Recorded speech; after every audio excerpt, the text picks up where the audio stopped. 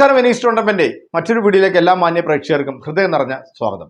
തേവള്ളിപ്പറമ്പിൽ Joseph Alex, അത് നമ്മുടെ മമ്മൂക്കാട king സിനിമയിലെ മമ്മൂക്കാട ക്യാരക്ടറിന്റെ പേരാണ് തേവള്ളിപ്പറമ്പിൽ ജോസഫ് അലക്സ്. ഈ പ്ലാത്തോട്ടത്തിൽ ചാക്കോച്ചിന്റെ മകൻ PC ജോർജ്, അതായത് എല്ലാവരുടെയും തന്തയ്ക്ക് വിളിക്കുന്ന, തന്തയ്ക്ക് പിറക്കാത്ത, തന്തയില്ലാത്തരം മാത്രം കാണിച്ചുകൊണ്ട് കിടക്കുന്ന, നെറിവുകേട് കാണിച്ചുകൊണ്ട് നടക്കുന്ന, യാതൊരുവിധ തരത്തിലുള്ള പ്രതിബദ്ധതയുമില്ലാത്ത ഇതുപോലത്തെ ഒരു പരമ ഊള ഈ PC ജോർജ്, ആ പറയുന്ന തന്തയെ പറയിപ്പിച്ചിട്ടുള്ള ഒരു സാധനമാണിവൻ. കാരണം ഇവൻ തന്തയെ പറയിപ്പിച്ചതുകൊണ്ടാണല്ലോ ഇവന്റെ മകൻ ആ തന്തയെയും പറയിപ്പിച്ച് ചില സംഭവങ്ങളൊക്കെ നമ്മുടെ കേരളത്തിൽ അറിയാം.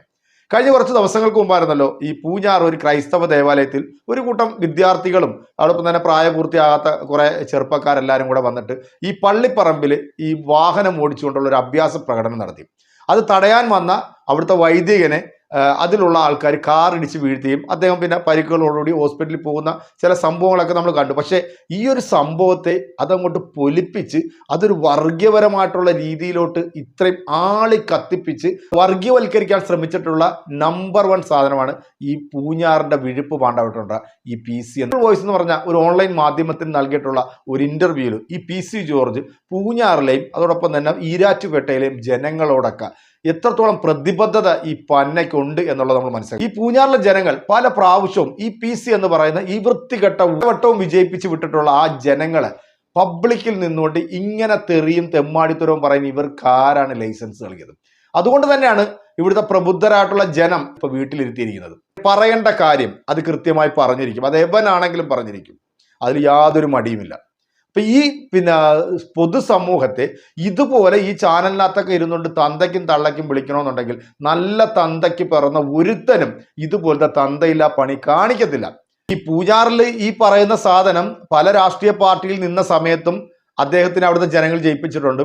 ഇവരെ ഈ പാർട്ടികളിലൊക്കെ നിന്നുകൊണ്ട് അവരുടെയൊക്കെ കാല് പിടിച്ച് വലിച്ച് താഴെ അടിച്ച് അവരുടെ ആ പാർട്ടിനെയൊക്കെ കുളം തോണ്ടാൻ ശ്രമിച്ച ഈ PC പല കണ്ടം ചാടി മറുകണ്ടം ചാടി ഓന്തിന്റെ സ്വഭാവം കാണിച്ചിട്ടുള്ള ഈ ഊള സ്വതന്ത്രമായിട്ട് നിന്നപ്പോൾ പോലും ഈ പൂഞ്ഞാറിലെ ജനങ്ങൾ അല്ലെങ്കിൽ ഈ ഈരാറ്റുപേട്ടയിലെ ജനങ്ങൾ ഈ പറയുന്ന സാധനത്തിനെ കൈവിട്ടിട്ടില്ല. അപ്പൊ അതുകൊണ്ട് തന്നെ ഇതുപോലത്തെ തന്തയില്ലാത്തരം ഈ ജനങ്ങളോട് കാണിക്കണം ഈ വൃത്തികെട്ടവൻ. ഈ ഒരു വീഡിയോ പ്രിയപ്പെട്ട പ്രേക്ഷകർ നിങ്ങൾ മുഴുവനായിട്ടൊന്ന് കണ്ടു നോക്കുക.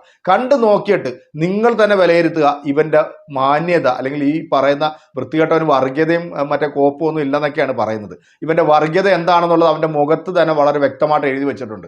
എന്തായാലും ഈ വീഡിയോ നിങ്ങളൊന്ന് പ്രിയപ്പെട്ട പ്രേക്ഷകരൊന്ന് കണ്ടു നോക്കുക. കണ്ടു നോക്കിയിട്ട് നിങ്ങളുടെ വിലയേറിയ അഭിപ്രായങ്ങൾ കമന്റുകൾ അറിയിക്കുന്നതോടൊപ്പം ഈ വീഡിയോ നിങ്ങൾ മറ്റുള്ളവരിലും കൂടെ ഒന്ന് ഷെയർ ചെയ്ത് കൊടുക്കുക. നേരെ വീഡിയോയിലേക്ക് പോകാം. ഈരാറ്റുപേട്ടക്കാരുടെ ഒരു പ്രശ്നം, ഈ ഒരു പ്രോബ്ലം ഇത്രയേറെ വഷളാക്കിയ താങ്കളാണെന്നുള്ള ചിന്താഗതി ഇതുപോലെ പറയണം. തന്തയ്ക്ക് ഉറക്കാത്തം പറയുന്നു, ഞാനങ്ങനെ ചൂടാക്കാൻ നടക്കുന്നത് മണിയടിക്കാൻ വരെ താങ്കളാണ് പറഞ്ഞൊരു തന്തയാന്ന് പറ. ആ പറഞ്ഞവന്റെ തന്തയാന്ന് നമ്മളോട് പറഞ്ഞത്. അതായത് ഈ സംഭവം ഉണ്ടായിട്ട് മണിയടിച്ചതിന് എതിരായിട്ട് വർത്താനം പറഞ്ഞവനെ ആ പിള്ളേർ കാണിച്ച് ശുദ്ധ മര്യാദകളാണ്, ശുദ്ധ തെറ്റാണ്. പക്ഷേ അവരെ കൊല്ലാൻ പറ്റുമോ?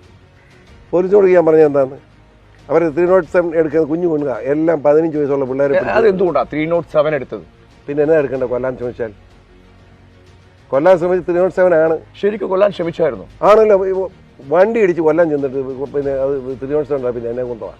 അതായത് അതിലെ മുസ്ലിം കുട്ടികളെ മാത്രം തെരഞ്ഞു പിടിച്ച് അറസ്റ്റ് ചെയ്യിപ്പിച്ചു. അതിൻ്റെയൊക്കെ പിന്നാലെ നിങ്ങളാണെന്നാ പറയുന്നത്. ആ പറയുന്നതും തന്തയ്ക്ക് പറക്കാത്തവൻ പറയട്ടെ. എന്നാൽ സത്യം 28 കുട്ടികളുണ്ട്, 28 മുസ്ലിം പിള്ളേരാണ്. പിന്നെ അതിന് മുസ്ലിമിനെ തെരഞ്ഞു പിടിക്കുന്നത് എന്തോ ഈയൊരു ഊളത്തരം പറയുമ്പോൾ എനിക്ക് അരിശം വരുന്നത്. 28 മുസ്ലിങ്ങളാണ് ഈരാറ്റുമായിട്ടുള്ള മുസ്ലിം പിള്ളേർ, എനിക്കറിയാവുന്നതാണ്. പിന്നെ അതിനകത്ത് മുസ്ലിമിനെ തെരഞ്ഞു പിടിച്ച് ഇവിടെ എൻ്റെ അമ്മയെ കെട്ടിച്ചെന്ന വർത്താനം പറയുന്ന മര്യാദ വേണ്ടേ? ഈയനം വൃത്തികൾ പറയുമ്പോഴാണ് വർഗീയതയാകുന്നത്. എൻ്റെ മര്യാദ കൊണ്ട് വർഗീയതാക്കാതിരിക്കുന്നത് മനസ്സിലാക്കിക്കോ. പേടിപ്പിക്കരുത് തന്നെ. വേട്ടക്കാരന് എന്ത് ഊളത്തരം കാണിക്കും, എന്ത് റൗഡിസം കാണിക്കും വൃത്തികെട്ടവൻ. ഞാൻ ഈരാറ്റുപേട്ട ജീവിക്കുന്നുണ്ട്, എനിക്കറിയാൻ വേണ്ടിയൊക്കെ റൗഡിസം ഒക്കെ ഞാൻ കണ്ടുകൊണ്ടിരിക്കുന്നതാണ്. മര്യാദയ്ക്കുന്നത് എല്ലാവരും കൊള്ളാം. താങ്കളെ ഈരാറ്റുപേട്ടക്കാർ വല്ലാതെ കൈക്കുമ്പിൽ വെച്ച് നടന്നൊരു കാര്യം ഭയങ്കര കുന്തം ഉണ്ടാക്കി. കുന്തം ഈടെ നീ എന്ത് മണ്ടത്തരം പറയുന്നത്? 80 പോലെ ഇലക്ഷൻ ഇരിക്കുന്നത് 7 ഇലക്ഷൻ നിന്നവനാണ്. എനിക്ക് എത്രയോട്ടാ ഭൂരിപക്ഷം തന്നെയന്മാർ? അത് ശരിക്കും താങ്കളോട് ഈരാറ്റുപേട്ടക്കാർ നന്ദികേട് കാണിച്ചോ? നന്ദികേടല്ലാതെ ഒന്നും കാണിച്ചില്ല. മുസ്ലിം വിരുദ്ധനാണ് ഞാനെന്ന് കള്ളപ്രചരണം നേരത്തെ അടിച്ചങ്ങേൽപ്പിക്കുക. താങ്കൾ പറഞ്ഞൊരു കാര്യമുണ്ട്, എനിക്ക് മുസ്ലിങ്ങളുടെ വോട്ട് വേണ്ട എന്ന് പറഞ്ഞില്ലേ? അങ്ങനെ പറഞ്ഞവന്റെ തന്തയ്ക്ക് വിളിക്കണം. ഞാനങ്ങനെ മുസ്ലിം വോട്ട് വേണമെന്ന് ഓർത്തും അങ്ങനെയാണല്ലോ പ്രചരണം. അങ്ങനെ പ്രചരിപ്പിച്ചു എന്നുള്ളതല്ലേ എന്നോട് പറയുന്നത്. അതിൻ്റെ അത് മനസ്സിലാക്കാത്തത് അതല്ലേ വൃത്തികേട്. ആ റോഡ് ഉദ്ഘാടനം പോലും ഞാൻ ചെയ്തില്ല. എൻ്റെ സ്വന്തം നാടല്ലേ ഈരാറ്റുപേട്ട. അതിലെ ജീപ്പുമായിട്ട് ബൈക്ക് അനൗൺസ്മെൻറ്റായിട്ട് ഞാൻ വോട്ട് പിടിച്ച് ചെല്ലുമ്പോഴത്തേക്കിന് SDPക്കാരാണ് ഒരു 5 പിള്ളേർ. നിന്ന് തെറിയായി വെണ്ടി കിടക്കും. അവരെയൊക്കെ പിടിച്ച് ജയിലിൽ കൊണ്ടിടുക എന്ന് പറഞ്ഞാൽ എനിക്ക് ചിന്തിക്കാൻ പറ്റാത്തൊരു കാര്യം. ഏതായാലും ഇന്ന് ബഹുമാനപ്പെട്ട കോടതി 307 കേസ് അച്ഛനെ കൊല്ലാൻ ശ്രമിച്ച പ്രശ്നം നിസ്സാരമല്ല. അതുമാരെ ശ്രമിച്ചു കാറിടിച്ച് കൊല്ലാനാണ് നോക്കി. അത് മര്യാദയായിപ്പോയി. പിള്ളേർ ഈ ചെറുപ്പത്തിലെ കൊച്ചുങ്ങളാണെങ്കിലും ചെയ്ത് തെറ്റായിപ്പോയി. പക്ഷേ അത് ഒരു വർഗീയമായിട്ടൊന്നും ഞാൻ കാണുന്നില്ല. പക്ഷേ വർഗീയമായി കണ്ടുവരുന്നത് എവിടെയാണെന്നറിയാം. നമ്മുടെ ആളുകൾ അങ്ങനെ വർഗീയമായി ചിന്തിക്കാൻ കാരണം ഇവിടെ SDP ഉൾപ്പെടെയുള്ള സംഘടനയൊക്കെ പറയുന്നത് അത് ക്രിസ്ത്യാനി ഹിന്ദുക്കളുണ്ട് ആ 28-നകത്തുനിന്ന്. ഇങ്ങനെ നുണ എന്തിനാണ് പറയുന്നത് ആവശ്യമില്ലാതെ. ആ 28 മുസ്ലിം പിള്ളേർ അത് പറഞ്ഞു പറഞ്ഞാൽ ചത്തുവോ പറഞ്ഞാൽ അത് പറയണം. അതല്ലേ എൻ്റെ മര്യാദ. അതിന് അത് ഒരു വൈദികനെ ഇടിച്ചു കൊല്ലാൻ ശ്രമിക്കുന്ന പിള്ളേരെ സന്തോഷം. അടിച്ച് മര്യാദ പഠിക്കണ്ടല്ലോ ഇവനെയൊക്കെ. എൻ്റെ മര്യാദ ക്ഷമിക്കുന്നത് കൂടി ഞാൻ അത്ര വികാരമായിരുന്നു. ഞാൻ ചെന്ന് കാലെ പിടിച്ചു. അവിടെ ഒരു പ്രോബ്ലം ഉണ്ട പിടിച്ചു ഇത്രയേറെ വഷളാക്കിയ താങ്കളാണെന്നുള്ള സൗകര്യമുണ്ടായിട്ടാ പോയിക്കോളാൻ പറ. ഇതുകൊണ്ട് പറയണം. തന്തയ്ക്ക് ഉറക്കാത്തം പറയുന്നു. വൃദ്ധർ പറയാൻ പാടില്ല. ഞാനങ്ങനെ ചൂടാക്കാൻ നോക്കുന്നത് മണിയടിക്കാൻ വരെ താങ്കളാണ് പറഞ്ഞൊരു തന്തയാന്ന് പറ. ആ പറഞ്ഞവൻ്റെ തന്തയാന്ന് നമ്മളോട് പറഞ്ഞത്.